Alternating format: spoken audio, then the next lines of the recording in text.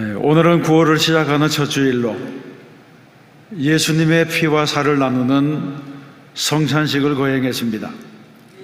성찬은 이것을 행하여 나를 기념하라 하신 주님의 명령에 따라 나를 위해서 상하고 찢기신 주님의 몸과 피를 기념하는 예식입니다.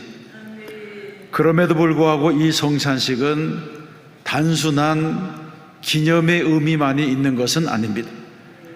성찬은 그 고난의 현장을 회상하고 재현하는 감격의 시간이 되어야 하고, 성찬에 참여함으로 주님의 살이 나의 살이 되고 주님의 피가 나의 혈관에 흐르는 놀라운 축복을 경험해야 합니다. 그래서 성찬에 참여할 때마다 주님과 내가 십자가 아래에서 하나가 되는 축복을 경험해야 하는 것입니다. 이런 놀라운 은혜가 성찬을 통해서 우리에게 이루어진 줄로 믿습니다. 예수님은 목요일 밤에 제자들과 세족식을 하시고 마지막 6월절 식탁을 나누시고 겟세마네 동산으로 기도하러 나가셨습니다. 그리고 붙잡히신 후에 불법적인 재판을 받으시고 금요일 제3시에 골고다에서 못에 박히셨습니다. 제3시라고 하면 요즘 시간으로는 오전 9시입니다. 모든 사람들이 하루를 새롭게 시작하는 그 시간, 아침 햇살이 눈부시게 비치는 그때에 주님은 고난의 십자가를 지신 것입니다. 45절에 보게 되면 예수님께서 십자가를 지시던 그날 제6시로부터 온 땅에 어둠이 임하여 제9시까지 계속되었다고 말씀합니다. 예수님은 6시로부터 9시까지 어두움 속에서 십자가를 지고 계셨습니다. 오전 9시에 십자가에 달리셔서 오후 3시에 돌아가셨습니다. 죄가 없으신 분이 무려 6시간 동안이나 십자가에 매달려 계셨던 것입니다. 예수님이 십자가에서 죽으셨다고 하는 것은 엄밀한 의미에서는 하나님 자신의 죽음을 의미합니다. 그래서 누구든지 예수 그리스도의 십자가를 진정으로 경험하게 되면 상상할 수 없는 충격을 받게 됩니다. 십자가를 만나면 십자가는 나의 양심, 나의 인격, 나의 삶, 더 나아가서 나의 죽음에 이르기까지 엄청난 메시지를 가지고 다가오게 되는 것입니다. 사탄 마귀가 우리에게 하는 악한 일 중에 하나가 무엇입니까? 그것은 십자가를 볼 때에 감동이 없게 만드는 것입니다. 마귀는 우리에게 십자가를 부인하게 하기보다는 십자가를 하나의 장식품으로, 십자가를 하나의 이론으로 아무런 감동 없이 받아들이게 만든다고 하는 것입니다. 그래서 십자가의 감격을 잃어버린 그리스도인은 명목상의 그리스도인으로 남을 수밖에 없습니다. 그러면 그때 골고다 언덕에서는 어떤 일이 일어났습니까? 첫 번째로 생각할 것은 침묵하시는 하나님입니다. 예수께서 겟세마네 동산에서 기도하시고 십자가를 지시기 위하여 비아 돌로로사 고난의 길을 걸으시고 마침내 골고다에 이르러서 십자가에 못 박히게 되었었는데, 이 모든 과정 속에 하나님께서는 어떤 반응도 보이지 아니하시고 침묵하신 것처럼 보입니다. 예수님이 공생애를 시작하시면서 요한에게 세례를 받으시고 물에서 올라오실 때에 하늘이 열리고 성령이 비둘기같이 임하시면서 이는 내 사랑하는 아들이요 내 기뻐하는 자라고 하는 음성을 들려주셨습니다. 또 변화산에 기도하러 가셨을 때에도 예수님의 얼굴이 해같이 빛나면서 구름 속에서 이는 내 사랑하는 아들이요 내 기뻐하는 자니 너희는 그의 말을 들으라, 이렇게 말씀하시기도 했습니다. 이것이 바로 하나님과 예수님의 관계였습니다. 그러시던 하나님께서 예수님께서 십자가에 달리실 때에는 침묵하셨습니다. 그렇다면 정말 하나님은 침묵하신 것입니까? 그렇지 않습니다. 하나님은 침묵하신 것이 아닙니다. 예수님이 십자가에 달리실 때에 어떤 일이 일어났습니까? 45절에 보게 되면 제6시로부터 온 땅에 어두움이 임하여 제9시까지 계속되었다고 했습니다. 이 말씀은 하나님께서 침묵하지 아니하셨다고 하는 증거입니다. 예수님께서 십자가에 달리시자 하늘의 태양이 빛을 잃어버렸습니다. 어두움이 찾아오게 된 것입니다. 하나님께서는 마땅히 자기 아들을 죽음에서 구해내야 했지만 인간의 속죄를 위해서 그대로 둘 수밖에 없었습니다. 그 아픈 마음을 어두움으로 나타내셨습니다. 빛을 가린 것입니다. 이것이 바로 하나님의 응답입니다. 하나님은 예수님의 죽음을 어두움으로 표현하셨습니다. 이 어두움이야말로 하나님의 슬픔을 나타내는 것이고 하나님의 아픈 마음을 표시한 것이라고 볼 수 있습니다. 또 하나님께서 침묵하지 아니하셨다는 증거는 51절에 있습니다. 51절에 보게 되면 이에 성소 휘장이 위로부터 아래까지 찢어져 둘이 되었다고 했습니다. 다시 말해서 예수님께서 운명하시는 그 순간 성전의 성소의 휘장이 위로부터 아래까지 둘로 찢어졌습니다. 그러면 성전의 성소의 휘장이 찢어졌다고 하는 것은 어떤 의미가 있습니까? 그 이유를 히브리서에서 분명하게 말씀하고 있습니다. 그리스도께서는 장래 좋은 일에 대제사장으로 오사 염소와 송아지의 피로 하지 아니하고 오직 자기 피로 영원한 속죄를 이루사 단번에 성소에 들어가셨느니라. 아멘. 이 말씀은 예수님께서 친히 유월절에 어린 양이 되셨다고 하는 것을 말씀하고 있습니다. 구약의 제사는 짐승을 잡아드리는 불완전한 제사였습니다. 그래서 죄를 지을 때마다 짐승을 제물로 살아 피를 뿌림으로 죄사함을 받았습니다. 그런데 신약에서는 죄 없으신 예수님께서 죄 많은 우리를 대신해서 십자가의 피를 흘리셔서 영원한 속죄를 이루셨습니다. 단번에 성소로 들어가셨습니다. 그래서 우리는 다시 피 흘리는 제사가 필요 없고 주님이 대제사장이 되셨기 때문에 완전한 속죄의 축복을 받은 것입니다. 이것이 바로 예수님께서 십자가를 통해서 이루신 하나님의 사랑이고 하나님의 용서인 줄로 믿습니다. 하나님은 결코 예수님의 십자가를 외면하신 것이 아닙니다. 하나님께서는 하나님의 방법으로 말씀하셨습니다. 예수님의 십자가는 하나님의 뜻입니다. 아들을 제물로 삼으신 아버지의 뜻입니다. 이 거룩한 희생으로 오늘 저와 여러분이 죄 사함 받고 구원받고 영생을 얻게 된 줄로 믿습니다. 두 번째로 살펴볼 것은 침묵하시는 예수님입니다.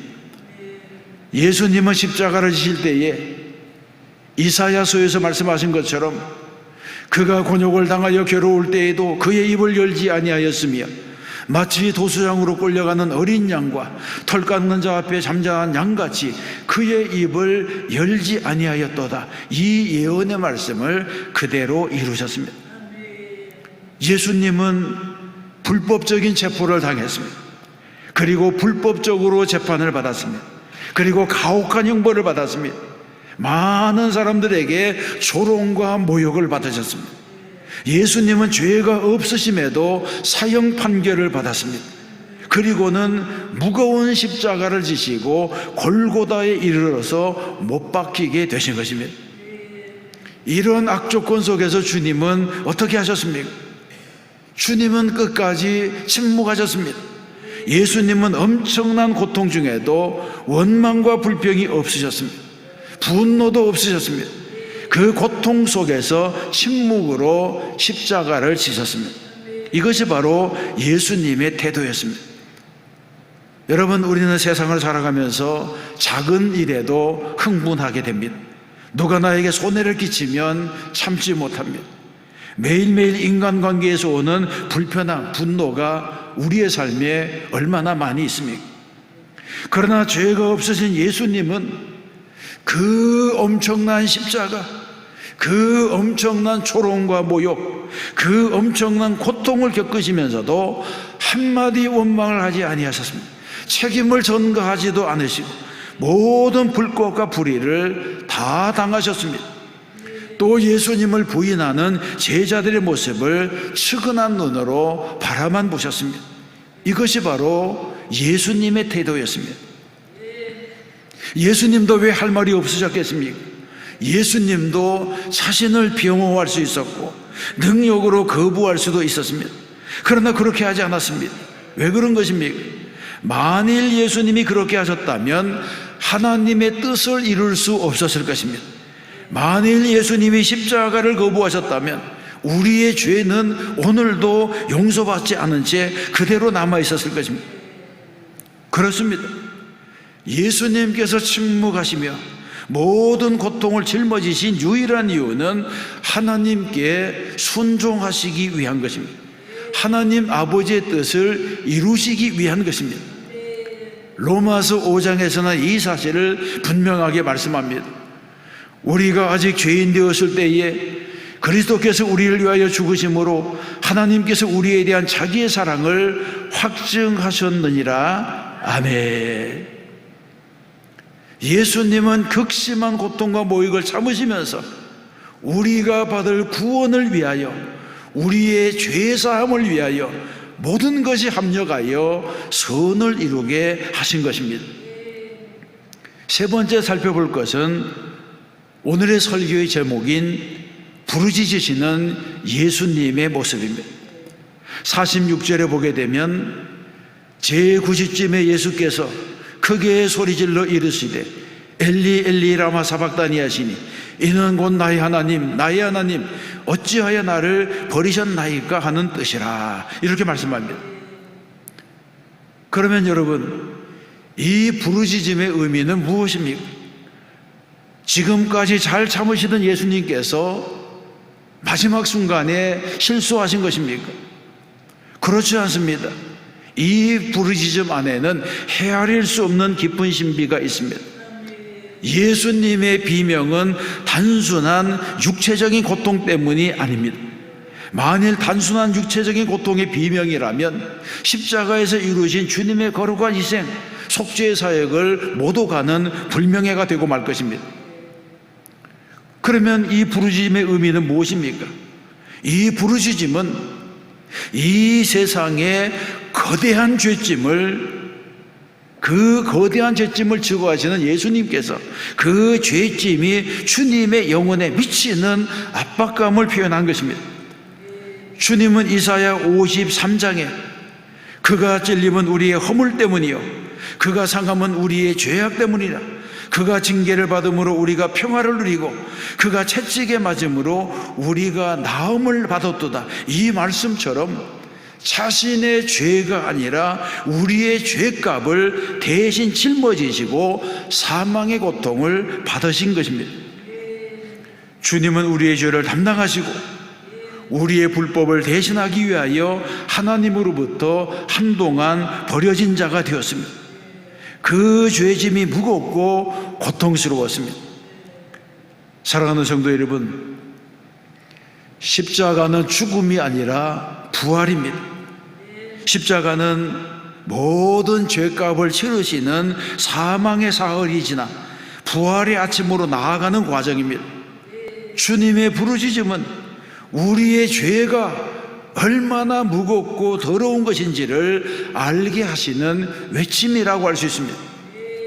이런 의미로 예수님의 부르짖음을 해석해야 됩니다.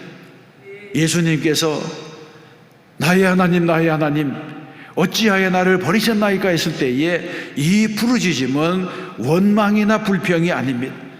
오히려 주님의 외침은 아버지, 나를 그렇게 사랑하시면서도 나를 죽일 수밖에 없을 만큼 인간들을 사랑하신다는 말씀입니까? 이런 의미가 있습니다. 주님의 마지막 부르짖음은 고통의 절규가 아니라 하나님께서 독생자까지 버리실 만큼 인간을 사랑하셨다고 하는 선언이 되는 것입니다. 우리는 예수님의 생명과 바꿀 만한 가치가 있는 존재라는 것입니다. 그렇습니다. 우리는 하나님의 사랑을 받으며 태어났고 하나님의 사랑을 받아 구원을 받았습니다. 그래서 주님의 부르짖음은 나의 하나님, 나의 하나님, 나를 버리실 만큼 인간들을 사랑하셨다는 말입니까? 이런 부르짖음과 같습니다. 예수님의 절규는 인간의 죄를 대속하시기 위하여 하나님으로부터 버림받아 음보로 내려가는 절대적인 고독으로부터 나오는 부르짖음이었습니다. 우리는 예수님께서 십자가에서 피를 흘리실 때에 하나님께서 눈을 감지 않으셨다고 하는 이 사실을 기억해야 됩니다. 예수님께서 우리를 위하여 상하시고 찢기시고 채찍에 맞으실 때에 하나님은 눈을 더 크게 뜨시면서 내려다보셨다고 하는 이 사실도 기억해야 됩니다. 이 큰 은혜로 우리는 하나님의 자녀가 되고 천국의 시민권을 가지고 영생의 복을 받고 그리스도 예수 안에서 한 형제와 자매가 된 줄로 믿습니다. 우리는 신앙생활하는 가운데 늘 주님의 십자가를 묵상하며 살아가는 성도가 되어야 할 줄로 믿습니다. 또 한 주가 믿음으로 살고 말씀대로 살아 승리하는 성도가 되시기를 주님의 이름으로 축원합니다.